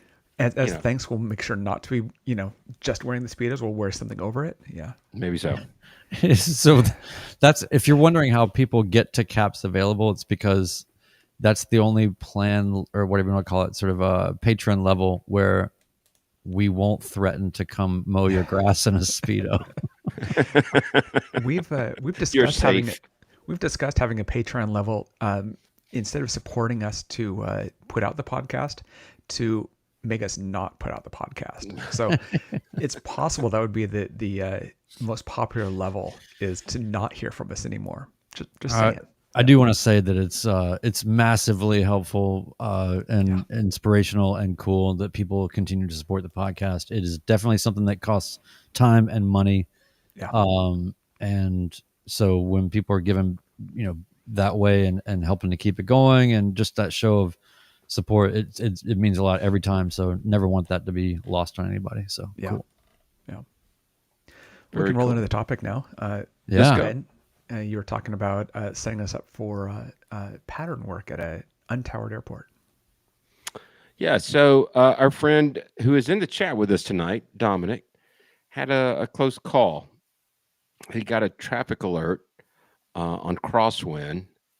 He was flying a 172 with a G1000 avionics package in there, and there was spotty ADSB information coming in from this other traffic, and the radio calls were a little spotty. So this is a little small airport known for loose pattern discipline. So we got some audio from Dominic. So Ted, why don't we go ahead and fire that off? Yeah. Hey y'all, Hotel Charlie Papa here. I had a close call doing pattern work a few days ago that I wanted y'all's thoughts on. I was flying a G1000 equipped 172, and while I was climbing out on crosswind, and this is an untowered field to be clear, I got a traffic less than 1 mile, same altitude notification, which, let's be honest, that's kind of terrifying. I sort of automatically turned onto the downwind and leveled out. Basically, I guess I was thinking, stop flying towards the traffic and just be predictable. The traffic disappeared from the display and then reappeared functionally right on top of me and then disappeared again. As I was on the downwind, maybe 10 seconds later, I caught what was very obviously that traffic. It was a black and yellow low wing at my 9 o'clock low. They were probably 600 AGL, flying like a very tight pattern, and still I couldn't see them on ADSB. I did a right 360 to get some space and just assess what was going on, and I kind of put together that the unintelligible radio calls that I had heard prior to that were most likely this guy coming in. So I'm curious what y'all's thoughts are in a situation like this. I put this on the Discord already, but briefly it was to pay extra attention to garbled radio transmissions, because that could be somebody flying right at you, and to use proper head-on traffic avoidance maneuver, i.e. to turn right. I sent some images along with the recording using my incredible MS Paint skills to annotate the ADSB data so you can see where the other plane was actually flying, but it was very, very close. So yeah, curious about your thoughts. Very cool. By the way, I love his Microsoft Paint work. I think it's pretty stellar when combined with the fantastic imagery that we received from Flysto. So this is super helpful. And just for anyone that doesn't know what Flysto is, flysto.com, right? It's free. You can upload your track logs and you can see not only your track and what you did, but you can see the track of others and what they did and play it back in real time and look at it from different directions. And it gives you quite just an incredible amount of information. It'll tell you that, it was a potential collision within 30 seconds. It'll tell you that it was 0.1 nautical miles away, and the speed differences and just everything. So thank you, Dom, for sending that in and for giving us all of this context. And first thing we always have to say is we're not CFIs. We are just some people on a podcast. So please take that for what it's worth. We are just, dudes talking. So yeah. If you want to hear experts, you can go anywhere but here for that. So anybody else has more experience and knowledge and authority to speak to this, but we're still doing it. Just as a note, it's flysto.net, flysto.net. So in the show notes. In the show notes, yes. Well, so first I just want to set it up a little bit more just to say also that we're not only not CFIs, this is a scenario that we thought particularly interesting because on one hand, you can look at this and say, well, Don, there's not a whole lot else you could have done. And then on the other hand, there's definitely some different ways of looking at this and different actions that we all might have taken. And I think that that's really what we want to focus on is just kind of talking through the different iterations. And there was also some interesting feedback in the Discord around this that brought a few different points of view to bear. And so, and I think we've all had situations like this on some level so far where we've had strange traffic in the pattern, for sure. doing strange things and forcing us to choose between FAA guidance and reality, which sometimes can be different things. But I think in this case, we'll see that the FAA guidance was absolutely the thing to do, but there's still different wrinkles inside that I think are the interesting stuff to talk about. So first I want to say, starting with just being in the pattern and listening to the radio,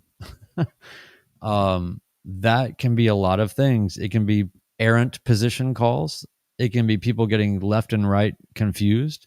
It can be all kinds of things. But starting with just the piece of being in the pattern and being on the radio, Ted, what are your thoughts about this, sort of scenario, and see if we can articulate to the audio audience exactly where he was on the turn and where this traffic was.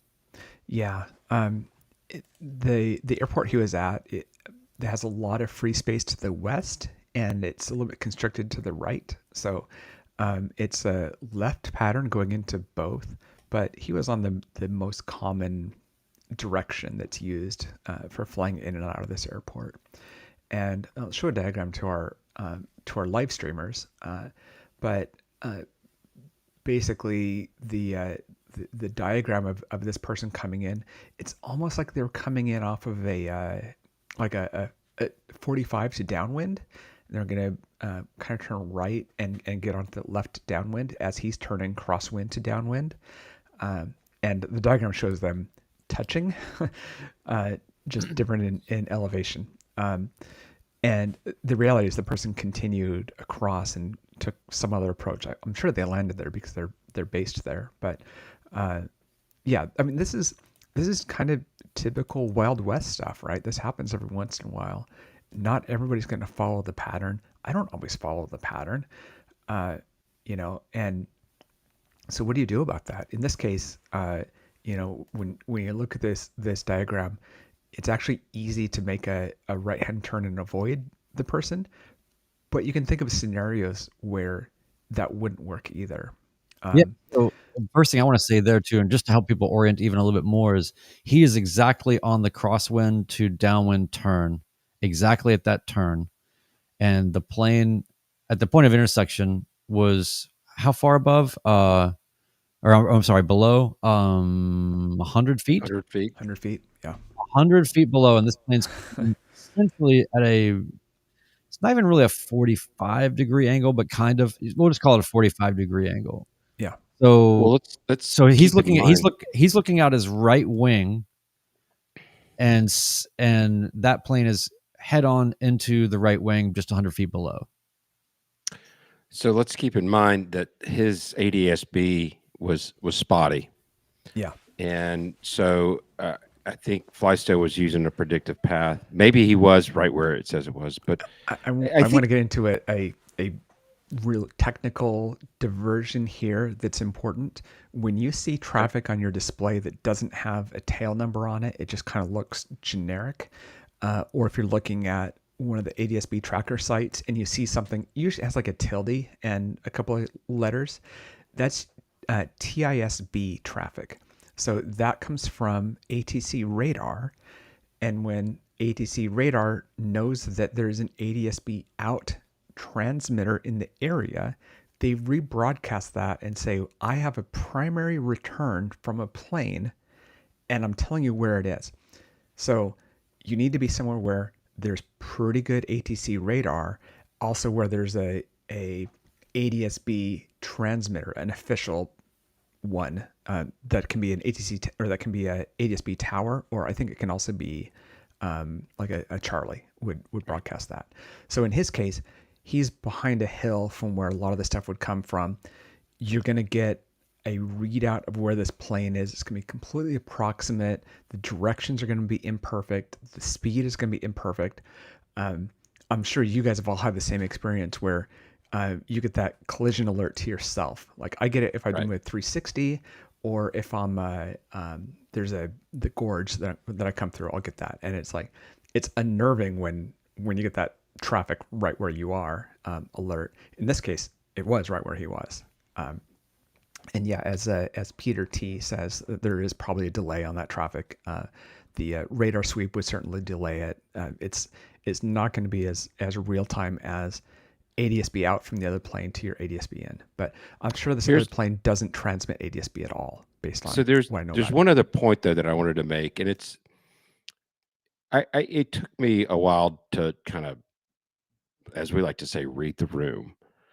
When we're flying into an untowered field, when I get within range, if I don't hear anybody, I'm going to make my traffic call, enter on the 45 for left downwind. But if I hear somebody else in the pattern, I'm going to make my call right after that person, because I want them to know that I'm coming in. But it also kind of verifies that your radios are being heard. Yes. Somebody else may respond. If I was in Dom's plane and I heard the garbled transmission, I might repeat last plane calling in, was that for this field or something to that effect? And if you're not hearing anybody else and you're in that other plane with the garbled transmission, how are you going to know? So, I don't think very, very many people at all, they'll do a radio check on the ground, but they don't always necessarily do it in the air when they're coming into an untowered field. But, that is the problem, is that frequency is shared to so many airports. And so you might get a garbled transmission from 150 miles away where somebody's going in. And so I don't think it's reasonable to think that you're going to ask every unintelligible conversation is related to your field. No, but if you could, I agree with that. My point is one ask is that traffic calling in, is that for this field? Absolutely. And if you don't get a response, then so be it. But and it should raise your spidey senses no matter what. Exactly. There is a call. Is it to this field or not? Well, it sounded strong. It didn't sound like something from 150 miles away. Okay. Am I concerned about that? Okay. I saw something on my ADSB display that maybe there's somebody in the area. Okay. I'm looking, and obviously Dominic was. He saw this other plane. That's why I like to look, guys. I like to know what's going on at all the airports around me. That's why I say any traffic in the pattern, please advise. And then I can get to hear what 27 different airports are doing at one time. And you get to build that picture instantaneously at every single airport. Well, it comes really fast because you get 6 transmissions all at the same time. And so you can build that picture really fast. Yeah. Easily done. I used to say when I was a younger pilot, and this is still true, it just happens less, but a good attitude to have at untowered fields is to be a feral cat. Anything that seems a little suspicious, you bail. You get out of the pattern. You do a 360, whatever. Make sure you have that option. Don't have that planned continuation bias that you're on the downwind, you don't see them, so therefore you're just going to keep going. Mm-hmm. Yeah, well, that's what I want to get into next on this too, because, so here's Dom, turning left, down, crosswind to downwind, and notice too, one other great thing about Flysto is it'll tell you exactly what the weather and the winds were at that time. So it was 12 gusting 18 more or less, something like that, like a pretty good straight down the pipe downwind. So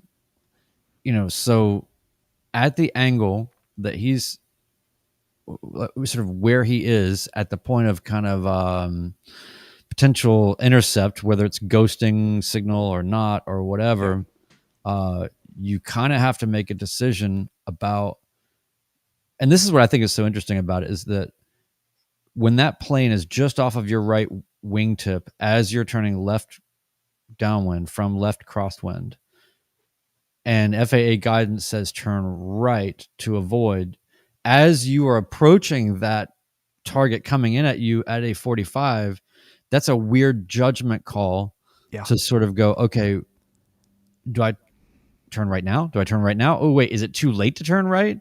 And then also you've got the trying to be predictable. And that is the other part of all this that was spoken to a lot in the Discord that was really interesting. But the predictable behavior is to fly the pattern.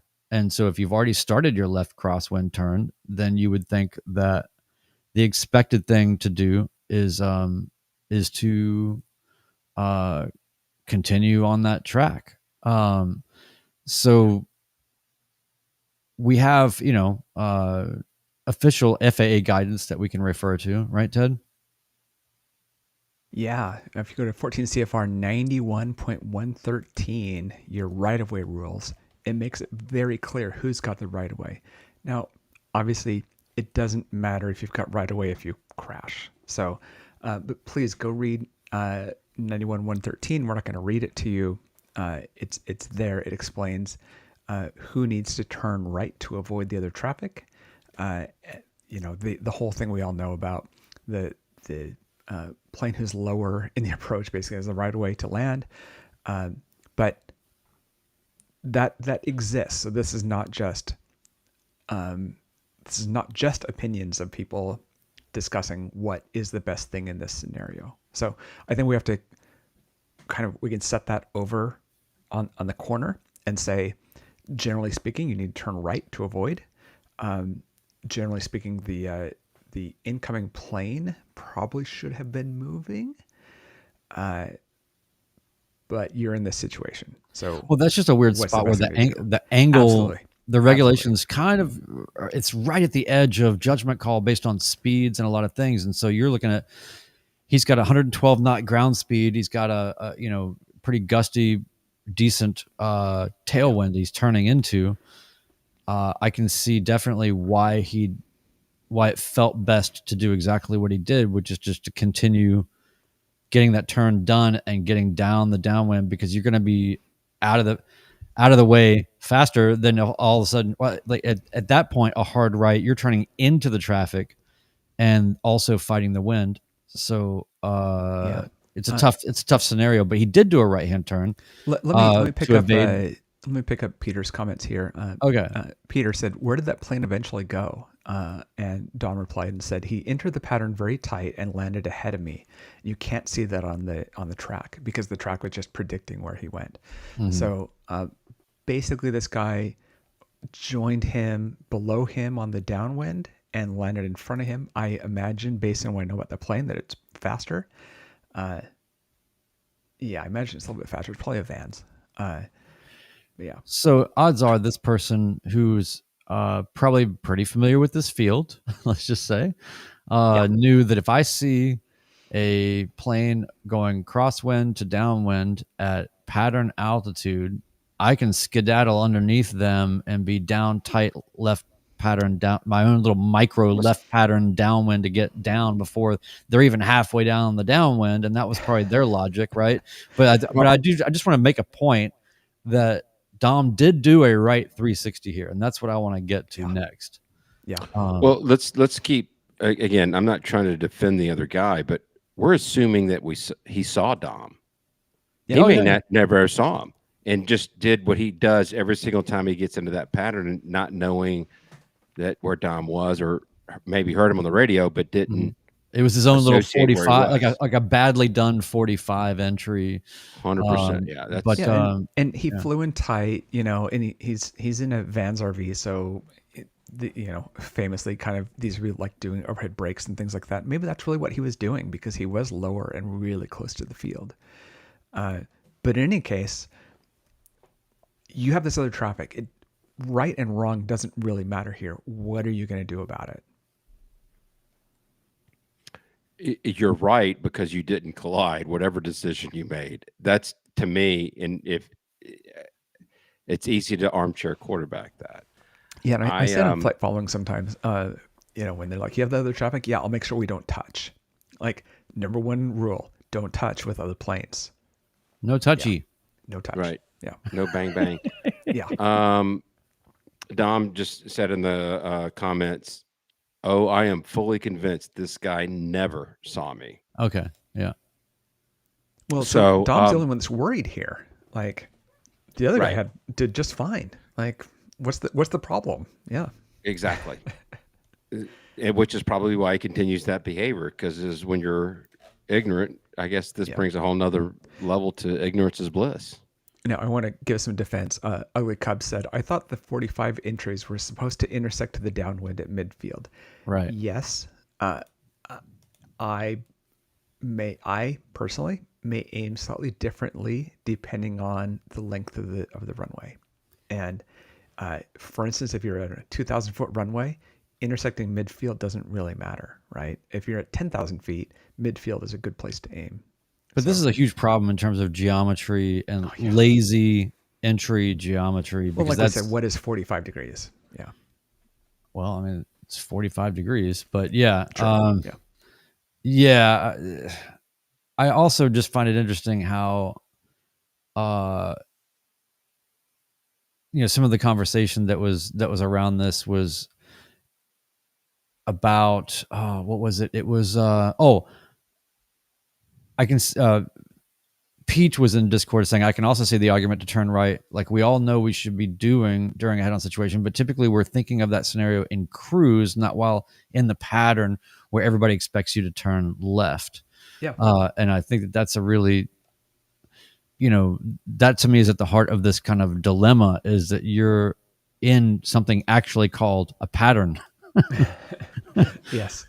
And so do you do the pattern, or do you do the standard evasive thing, or at what delay, or at what level of aggressive, or how hard of a bank or when?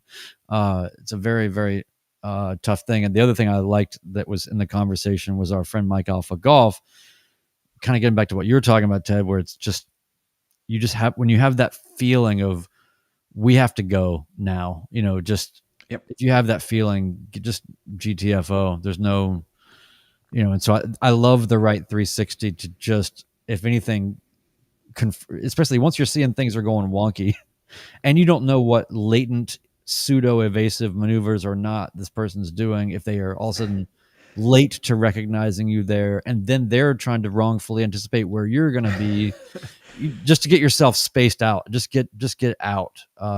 So the right 360 was definitely the right call.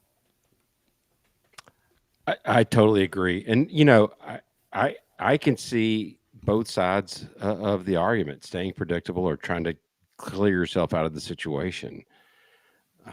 It's,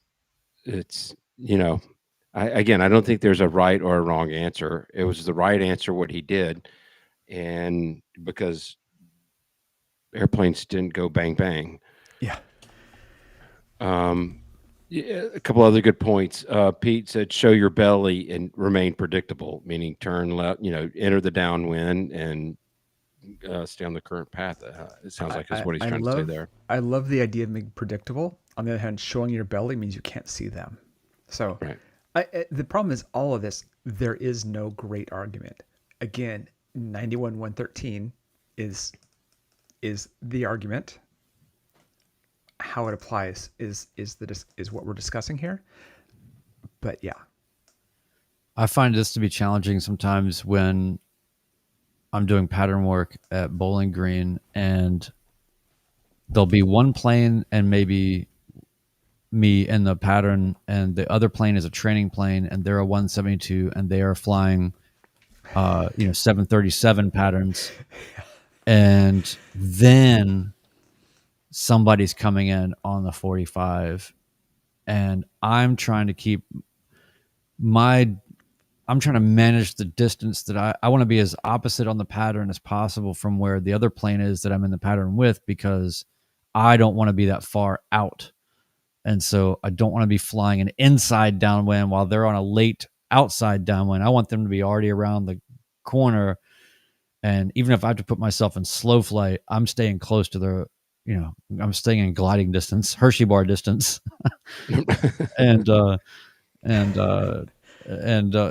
then when there's that one extra thing that happens, where it's somebody coming in where the geometry is kind of thrown off or the speed is thrown off, and then I've definitely had situations where it wasn't necessarily even dangerous. I just saw all the ingredients for things to kind of go downhill quick in terms of varied speeds, people with different senses of geometry, of the pattern, entries, not necessarily perfect altitude.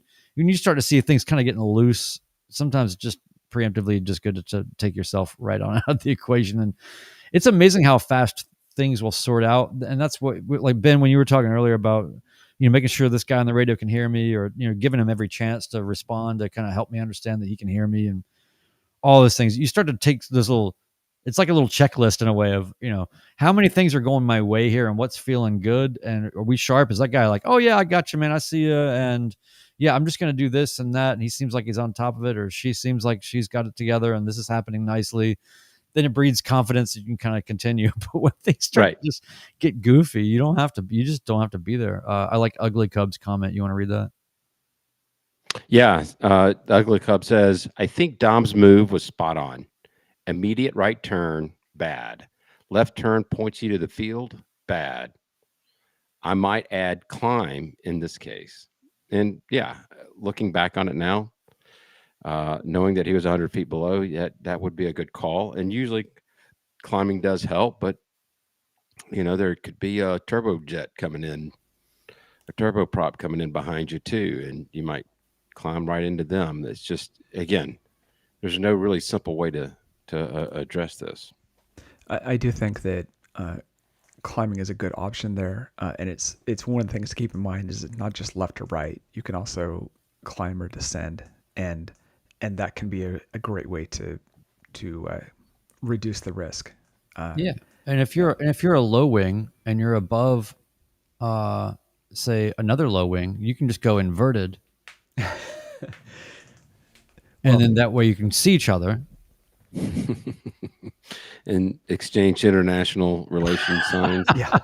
So, which is what this was a low wing in the bottom and a inverse low wing at the top. So it's actually the better the situations, right? Which is the high wing on top, low wing on bottom. Well, and I kind of felt like that kind of should be a rule. If you're going to err on one side, if you're a high wing, be a little high. And if you're a low wing, be a little low. So that way, at least nobody's having to look through wings to spot each other. I like Dev's comment here. He says, the number of times I've just hung out for 2 to 3 minutes before going into the pattern or calling up because it sounded busy and has definitely made my life easier. I agree. And Dev, flying into Lebanon over there, the first time I ever flew into Lebanon, Mike 54, I just thought this place is bonkers and no one gives an F about what is going on over here. It was just absolute chaos and just not even a real, I don't know, my experience was not good, honestly. I just thought everybody out here is for themselves. It was not an environment that felt cooperative. It was just there's that feeling where you just hear everybody making their call where you can just kind of hear it, where it's like, this is what I'm doing and you can go take a hike. This is what I'm doing. And then the next person gets on, they're like, well, this is what I'm doing. And just that tone of kind of entitlement about space and, and I don't know. Once I start hearing that kind of vibe too, because I think I even said something on the radio, which I never do, but I think I just said something like, I don't know, something like, I don't know, until you guys sort it out, or something, I'm going over here. So it's funny to me how the several non-towered airports around me, they're the exact opposite. They're like, I'll extend my downwind for you if you want to go ahead and take off. No, we're going to be here for a minute. Won't you come on in? Oh, no. Yeah. They're like being overly nice to each other and trying to be super accommodating, almost to the point of annoyance. So, I'll just go downwind to Panama City. There are those different vibes of airports where people get along, or the ones where it doesn't seem like anybody's listening to each other. Ugly Cub was guessing on where it is, and he mentions the airport that I say is where VFR pilots go to die. Because it tends to have a lot of poor radio usage. It's also a ton of IFR practices that are done there. It's the field I know of caused F-35s to scramble out of the way a few times. everything I know about the airport matches, and every time I go there, I'm very cautious of it. But it's not that, it's a different one.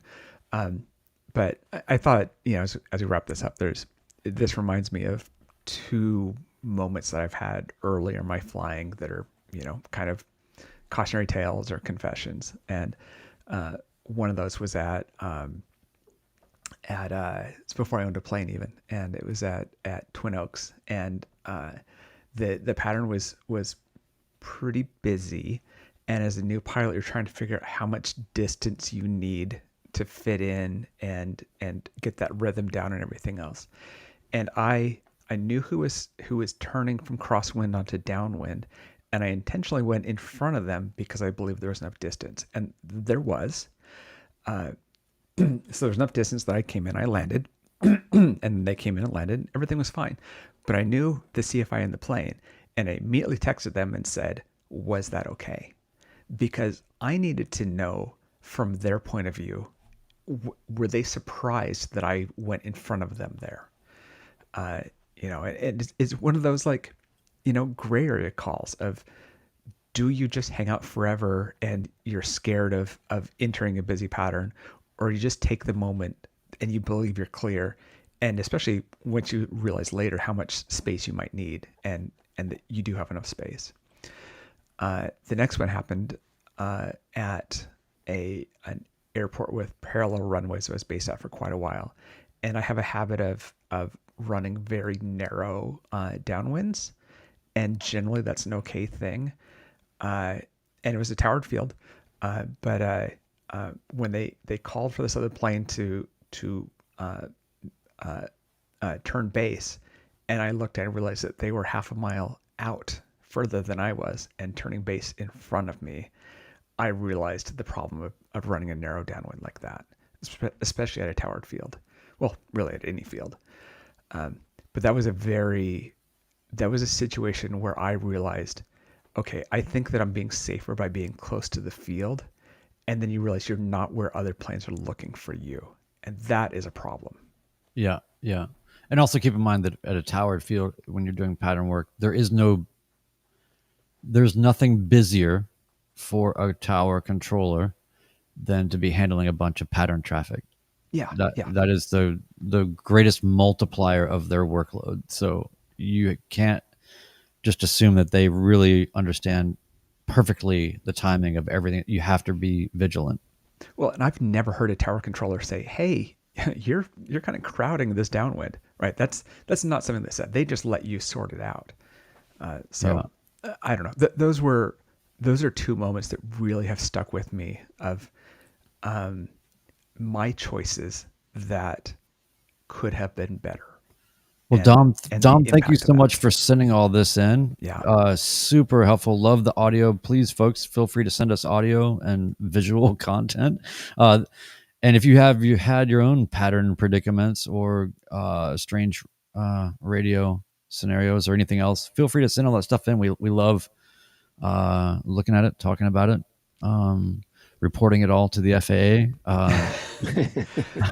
Yeah, I mean, we'd love to keep this going. We all have pattern experiences, and even if you have something anonymous you want to share or have it anonymized, we can do that. Yeah. If you don't want to be me and share your dumb moments on the air. Yeah. Yeah. We've all had them, that's for sure. Oh, by the way, the kickbacks we get from the FAA for our bounty, Yeah. we get enough on those to where, like, on just this one alone, it's gonna be so much that we'll anonymize the next few. It's fine. Yeah. Whenever there's an increase in ASRSs, we get kickback on that. So, yeah.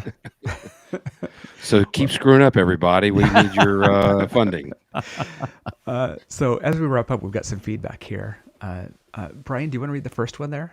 Yeah, I'll get the feedback, and then Ben, you want to get the reviews after that. I found a couple more. I can't figure out if most of these, I believe, are in the last week. But anyway, all right, listener feedback from Kilo Mike. He says, "Hey, started listening to the podcast about 14 months ago when I began the journey at 44 years young. I'm a midlife pilot as of October 27th, 2025. Congratulations. That's awesome. Congrats.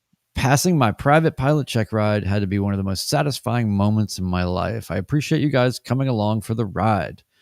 I have already started my instrument training. Hearing Brian speak about his IFR training on the last episode, 153, was very interesting. I would love to hear regular updates on his experiences through his IFR training and accomplish it together. The podcast is perfect. Don't change a thing. Thank you, Kilo Mike. Really do appreciate that, Kilo Mike. And yeah, I'll keep you guys posted on how I do. Yeah, I'm glad that Kilo Mike wrote in about that. I do want to say what caught my eye is that he basically passes his private and immediately went to his instrument. That is an option. It's not always what you have to do. So, You're right. Yeah. I can see pros where I am now in the process, having 750 hours of VFR flying and then starting it at the sort of polar opposite of that experience. I can see pros and cons. Like when I started the, was it this episode or the last episode? I don't remember anymore. But I was talking about planning continuation bias, being in an area that I'm familiar with, usually flying flight following, and then blew right through the RNAV. That would not happen if I had just gone straight from private to instrument. So I see benefits to both sides.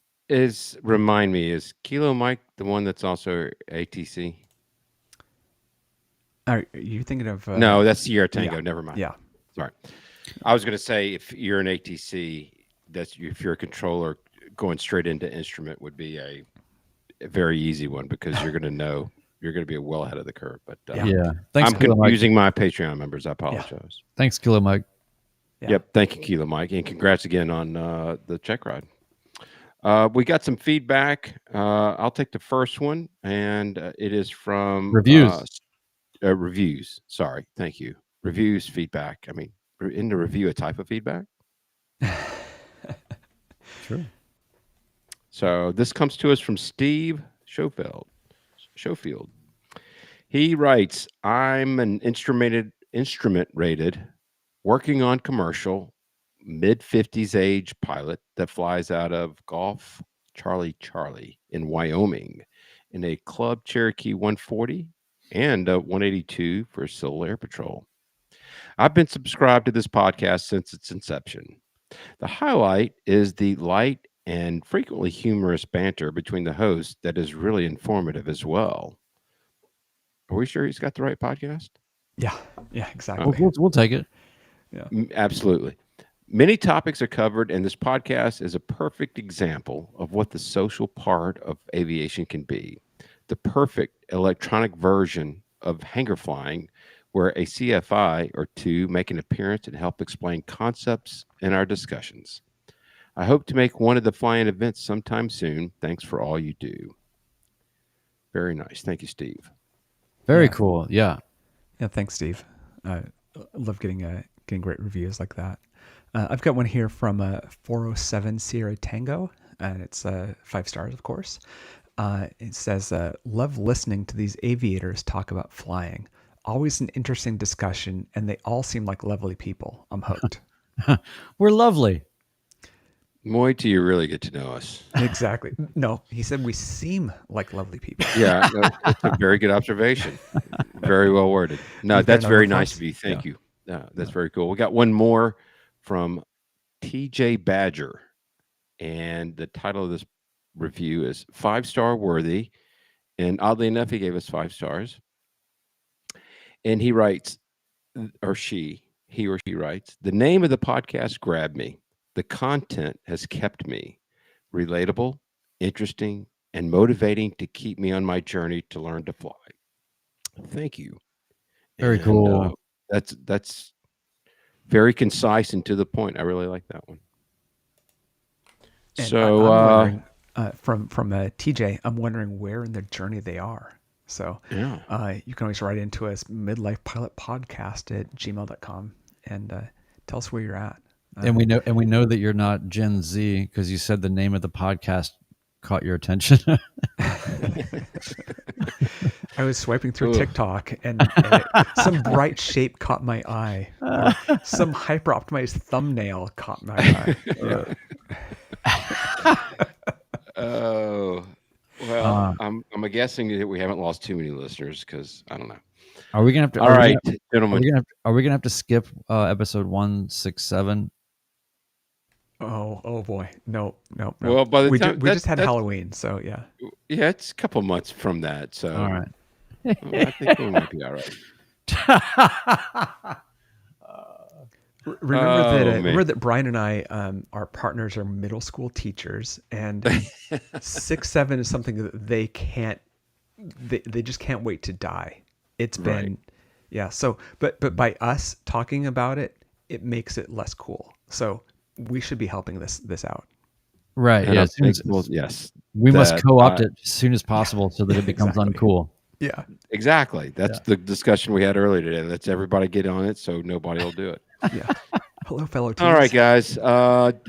To everybody out there listening and those watching still listening, please don't forget to hit subscribe if you want a weekly dose of this insanity, and leave us a 5-star review on Apple Podcasts. And with that, gentlemen, do you have anything else for the good of the order? No, I really appreciate everybody sticking with us for this doubleheader. It's been fun. It has been fun. Tonight's bit of wisdom, nothing aviation related. Common sense is like deodorant. The people who need it most never use it. Signing off, episode 155 of the Midlife Pilot Podcast. Goodbye, everybody.